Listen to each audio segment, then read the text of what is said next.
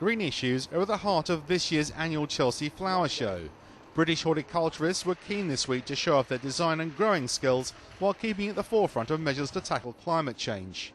The Future Nature Garden explores the future for landscapes and gardens and strategies for dealing with changing and unpredictable climate.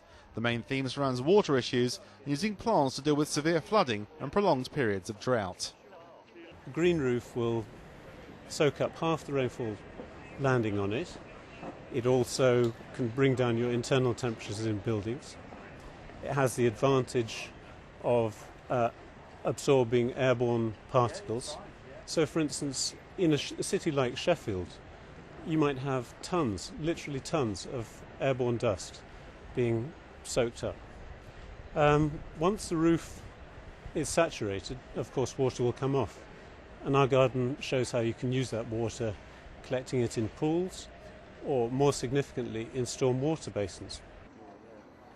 A national campaign for better landscapes was launched at the show to encourage companies and individuals to create greener environments in our towns, cities and public spaces. Sponsors Marshalls have created a living street, an urban terrace, demonstrating what can be achieved in even the most modest spaces, including a grow your own garden. Behind us is an edible living wall. I've planted it up with tumbling tom tomatoes, with alpine strawberries, with a lot of culinary herbs, which not only look fantastic but have a very nice aroma. There's a small bench seat behind me, so the occupants can come out, they can pick their various herbs for their evening meal, but also looks fantastic as well. The eco-chic garden is intended for unloved and overlooked spaces between tall buildings and cities, areas that would normally be concreted over by a developer. The planting is shade tolerant with shorter plants to cope with strong wind flows.